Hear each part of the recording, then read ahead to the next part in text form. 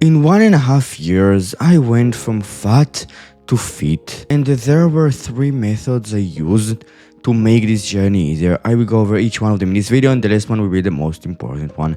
The first way to make weight loss easier is to simply get used to feeling hungry. There is like that really weird propaganda out there that you should not feel hunger when losing weight whatsoever. Those same people who spread it will tell things like, bro, if you feel hunger, you're doing something wrong, or there is a certain method to reduce hunger altogether, when in reality you cannot avoid it. Those people might sell lies, might sell products, and tell you that they are the cure for hunger, when in reality there is no cure. Like, I will sit here and be totally honest and tell you, even my ways to make it easier to stay shredded year round and have a decent time doing so, go from fat to shredded, even my so-called methods, they are not perfect. You will feel hunger even when using them. The first way is to realize that hunger is inevitable, that you can reduce it, you can minimize it, but you cannot avoid it altogether,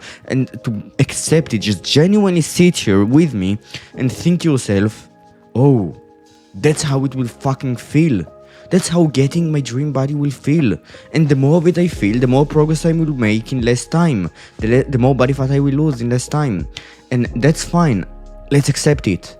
Because I genuinely want you to realize that accepting it is the best option you have, and by doing so, you will take a massive step towards getting a better physique. The second way is to reduce the palatability of your foods. There are a lot of pieces of advice out there to make weight loss easier. Advice like eat more protein, or eat more salads and that's the way to lose weight, or do that, consume that supplement and you will magically not have hunger anymore. All of these pieces of advice, they are valid. Let's be honest, they are all completely valid. There is one piece of advice that includes all of them, and it is eat food that is less tasty so you feel less hungry after eating it. And those foods, they're usually lower palatability foods. The vegetables, the fruit, the lean meat, they are less tasty, they taste worse. But because we all know that tasting like the fat ribeye, eating it feels amazing. Or eating the chips, the Doritos, the Cheetos, it feels amazing because it tastes good.